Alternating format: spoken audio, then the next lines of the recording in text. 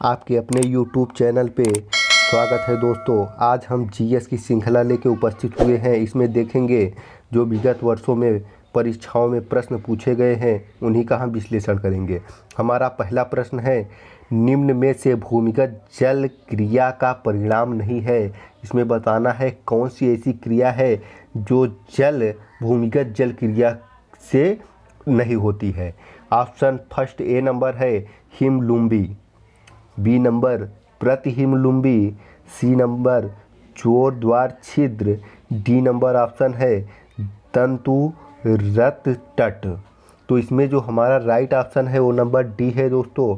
तंतुरत तट जो है वह भूमिगत जल क्रिया का परिणाम नहीं है। ये ज्योग्राफी का प्रश्न है दोस्तों। देखिए परीक्षाओं में इस तरीके प्रश्न पूछे जा रहे हैं और इनका विश्लेषण करना अति आवश्यक है, क्योंकि ऐसे प्रश्न आंखों से एक बार देखना अति महत्वपूर्ण है। हमारा अगला प्रश्न है दोस्तों, बुद्ध ने अपना प्रथम उपदेश कहाँ दिया था? तो बुद्ध ने अपना प्रथम उपदेश जो दिया था वो सारनाथ में दिया था। कहाँ दिया था दोस्तों? सारनाथ में दिया था। हमारा अगला प्रश्न है, वैदिक युग में राजा अपनी जनता से जो कर वसूल करते थे उसे क्या कहते थे?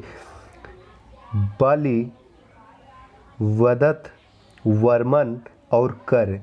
देखिए फर्स्ट ऑप्शन बलि है, बी नंबर वदत, सी नंबर वर्मन, डी नंबर कर। जो हमारा राइट ऑप्शन है दोस्तों वह है वैदिक युग में राजा अपनी जनता से जो कर वसूल करते थे उसे हम बलि कहते थे। क्या कहते थे? बलि कहते थे। अगला हमारा प्रश्न है दोस्तों, गुप्त काल में किस धातु के सर्वाधिक सिक्के जारी किए गए? तो गुप्त काल में जो सर्वाधिक सिक्के जारी किए गए, ऑप्शन ए नंबर सोना, बी चांदी, सी तांबा, डी लोहा। तो जो हमारा राइट ऑप्शन है दोस्तों वह है सोना। गुप्त काल में सर्वाधिक सोने के सिक्के जारी किए गए। हमारा अगला प्रश्न है दोस्तों, इंडियन नेशनल कांग्रेस का पहला अधिवेशन कहाँ हुआ था? तो इंडियन नेशनल कांग्रेस का पहला अधिवेशन option number A Bombay, B Madras, C Calcutta, D Delhi. तो जो हमारा राइट ऑप्शन है दोस्तों वह है बम्बई। इंडियन नेशनल कांग्रेस का प्रथम अधिवेशन कहाँ हुआ था? बम्बई में। हमारा अगला प्रश्न है दोस्तों, अधिकांश चोल कालीन मंदिर किस देवी या देवता को समर्पित हैं? तो इसमें option number A Vishnu, B Shiva, C Brahma, D Durga. तो इसमें जो हमारा राइट ऑप्शन है दोस्तों वह है शिव। अधिकांश चोल मंदिर जो है वो भगवान शिव को समर्पित हैं। अगला प्रश्न है दोस्तों, मूल अधिकार से संपत्ति के अधिकार को किस संविधान संशोधन द्वारा हटाया गया? तो जिस संविधान संशोधन द्वारा हटाया गया है, देखिए दोस्तों इसमें ऑप्शन नंबर ए दिया है 42वां संविधान संशोधन, बी नंबर 62वां संशोधन, सी नंबर 44वां संशोधन, डी नंबर 43वां संशोधन। तो इसमें जो राइट ऑप्शन है दोस्तों वो नंबर सी है। 44वां संविधान संशोधन के द्वारा संविधान से मूल अधिकार से संपत्ति के अधिकार को हटाया गया है। हमारा अगला प्रश्न है दोस्तों, केंद्रीय मंत्रिपरिषद के विरुद्ध अविश्वास कहाँ प्रस्तुत किया जा सकता है? तो हमारा इसमें जो ऑप्शन है दोस्तों केवल राज्यसभा में, लोकसभा में या लोकसभा और राज्यसभा में, राज्यों की विधान सभाओं में। तो इसमें जो राइट ऑप्शन है दोस्तों वह केवल है क्या? लोकसभा में। केंद्रीय मंत्रिपरिषद के विरुद्ध अविश्वास प्रस्ताव जो लाया जा सकता है दोस्तों वह केवल लोकसभा में ही लाया जा सकता है, अन्य कहीं पे नहीं लाया जा सकता है। हमारा अगला प्रश्न है दोस्तों, गुजरात में साबरमती की आश्रम की स्थापना गांधी जी ने किस वर्ष की थी? तो इसका जो राइट ऑप्शन है दोस्तों 1916 है। कौन सा? 1916। गांधी जी दक्षिण अफ्रीका से 1915 में आते हैं और 1916 में साबरमती आश्रम की स्थापना कर देते हैं।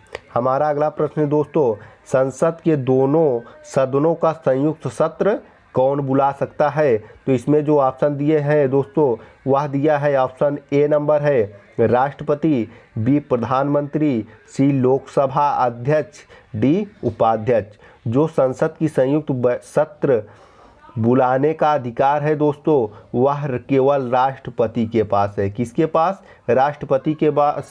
जब कभी दोनों सदनों में किसी बात को लेके या संविधान को लेके मतभेद उत्पन्न हो जाता है तो राष्ट्रपति दोनों की संयुक्त बैठक बुला सकता है। ये अधिकार किसके पास है दोस्तों? राष्ट्रपति के पास है। संविधान में कितने प्रकार के आपातकालों का प्रावधान किया गया है? तो इसमें दोस्तों ऑप्शन नंबर ए दिया है 1, बी 2, सी 3, डी 4। तो हमारे संविधान में जो आपातकाल का प्रावधान है दोस्तों वह 3 प्रकार से है। कितने प्रकार से? 3 प्रकार से। भारतीय संविधान में 3 प्रकार के आपातों की व्याख्या की गई है। आगे हम बात करते हैं दोस्तों, भारत में योजना आयोग का गठन किस वर्ष किया गया? तो भारत में योजना आयोग का गठन जो दोस्तों किया गया, ए नंबर ऑप्शन 1947 में, बी नंबर 1950 में, सी नंबर 1951 में, डी नंबर 1949 में। तो हमारा जो राइट ऑप्शन है दोस्तों, भारत में योजना आयोग का गठन 1950 में किया गया। कब किया गया? 1950 में। हमारा अगला प्रश्न है दोस्तों, चीज़ों की मांग में कमी या पूर्ति में वृद्धि होने पर क्या होता है? चीज़ों की मांग में वृद्धि, कोई चीज़ है दोस्तों उसकी मांग में कमी हो जाए या पूर्ति में वृद्धि हो जाए तो क्या प्रभाव पड़ता है? ये ऑप्शन है चीज़ों की कीमतें बढ़ जाती हैं, बी नंबर चीज़ों की कीमतें कम हो जाती हैं, सी नंबर कीमतों में स्थिरता आ जाती है, डी नंबर कीमतों का उतार चढ़ाव निर्धारित होता है। ये इकोनॉमी से प्रश्न है दोस्तों। इसको समझने की बात है कि बाजार की जो मांग है उसमें कमी आ जाए, पूर्ति बढ़ जाए, अर्थात बाज़ारों में सामानों की क्या हो जाए? वृद्धि हो जाए। तो वहाँ पे क्या होगा? इसमें जो हमारा राइट ऑप्शन होगा दोस्तों सी नंबर होगा, कीमतों में स्थिरता आ जाती है। क्या हो जाता है? कीमतों में स्थिरता आ जाती है। हमारा अगला प्रश्न है दोस्तों, भारत में कागजी मुद्रा नोट को जारी करने का अधिकार किसके पास होता है? भारत में जो कागजी मुद्रा नोटें हैं उसे जारी करने का अधिकार किसके पास है? ए नंबर ऑप्शन भारत सरकार के पास, बी नंबर वित्त आयोग के पास, सी नंबर जो हमारा दिया है भारतीय रिजर्व बैंक के पास, D number central bank of India के पास। तो इसमें जो राइट ऑप्शन है सी नंबर, कोई भी भारतीय नोट छापने का अधिकार किसके पास है? भारतीय रिजर्व बैंक के पास। हमारा अगला प्रश्न है दोस्तों, ऑपरेशन फ्लड किस कार्य से संबंधित है? तो ऑपरेशन फ्लड किस कार्य से संबंधित है दोस्तों? ऑप्शन नंबर ए दुग्ध उत्पादन से, बी नंबर गेहूं उत्पादन से, सी नंबर बाढ़ नियंत्रण से, डी नंबर जल संचयन से। तो ऑपरेशन फ्लड जो संबंधित है दोस्तों वह है दुग्ध उत्पादन से। दूध उत्पादन से क्या संबंधित है दोस्तों? Operation flood. हमारा अगला प्रश्न है दोस्तों, निम्न में से कौन सा साधन केंद्र सरकार के राजस्व का स्रोत नहीं है? इसमें पूछा है ऐसा कौन सा साधन है जिससे केंद्र सरकार को राजस्व प्राप्त नहीं होता है दोस्तों? तो इसमें दिया है ऑप्शन नंबर ए आयकर, B number corporate, C number कृषि आयकर, डी नंबर उत्पाद शुल्क। तो इसमें जो हमारा राइट ऑप्शन है दोस्तों वह है कृषि पर बल्कि केंद्र सरकार का नहीं राज्य सरकार का अधिकार होता है। हमारा अगला प्रश्न है दोस्तों, चारागाह को पैम्पास कहा जाता है। कहाँ के चारागाह को दोस्तों पैम्पास कहा जाता है? इसमें बताना है। ऑप्शन नंबर ए है अफ्रीका, बी नंबर दक्षिण America, C number Britain, D number संयुक्त राज्य अमेरिका। तो इसमें जो राइट ऑप्शन है दोस्तों वह है बी नंबर, दक्षिण अमेरिका में जो चारागाह पाए जाते हैं उसे पैम्पास कहा जाता है। क्या कहा जाता है? पैम्पास कहा जाता है। हमारा अगला प्रश्न है दोस्तों, महासागरों के जल वाले भाग में तटीय भाग जो रचना के अनुसार महाद्वीपों के मुख्य भूभाग होते हैं को कहते हैं? जो महासागरों के निकट तटीय भाग होते हैं उसे क्या कहा जाता है? तो उसे क्या कहा जाता है दोस्तों? ऑप्शन नंबर ए है स्थल संयोजक, बी नंबर महासागरी कटक, बी नंबर क्या है? महासागरी कटक। ऑप्शन सी है महाद्वीपीय शेल्फ, डी नंबर क्या है? महाद्वीपीय ढलान। देखिए दोस्तों, ज्योग्राफी के अच्छे खासे प्रश्न पूछे गए हैं विगत वर्षों में, तो इसमें जो हमारा राइट ऑप्शन है वह होगा महासागर के जल वाले भाग में तटीय भाग जो रचना के अनुसार महाद्वीपों के मुख्य भूभाग में पड़ता है, हम उसे महाद्वीपीय शेल्फ कहते हैं। क्या कहते हैं? महाद्वीपीय शेल्फ कहते हैं। हमारा अगला प्रश्न है एनीमोमीटर क्या मापने के काम में आता है? एनीमोमीटर क्या मापने के काम में आता है? तो इसमें फर्स्ट ऑप्शन दिया पवन की दिशा, पवन का वेग, दाब की प्रवणता, पवन की गति। तो इसमें जो हमारा राइट ऑप्शन है दोस्तों वह है पवन का वेग। एनीमोमीटर पवन का वेग नापने के काम में आता है। हमारा अगला प्रश्न है मारियाना खाई कहाँ स्थित है? मारियाना खाई की लोकेशन पूछा है इसमें, ये भी ज्योग्राफी से ही संबंधित प्रश्न है। मारियाना खाई कहाँ स्थित है? ए नंबर ऑप्शन अंध महासागर, बी नंबर प्रशांत महासागर, सी नंबर हिंद महासागर, डी नंबर आर्कटिक महासागर। तो जो मारियाना खाई है दोस्तों वह प्रशांत महासागर में स्थित है। कहाँ स्थित है? प्रशांत महासागर में। हमारा अगला प्रश्न है हमारे शरीर की किन कोशिकाओं में सबसे कम पुनर्योजित शक्ति होती है? ऐसी कौन सी हमारे शरीर की कोशिकाएं हैं जिसमें पुनर्ऊर्जित होने वाली शक्तियां क्या है सबसे कम होती हैं? तो इसमें ऑप्शन दिया ए नंबर मस्तिष्क कोशिकाएं, बी नंबर पेशी कोशिकाएं, सी नंबर अस्थि कोशिकाएं, डी नंबर यकृत कोशिकाएं। तो इसमें जो हमारा राइट ऑप्शन होगा मस्तिष्क कोशिकाएं। कौन सा?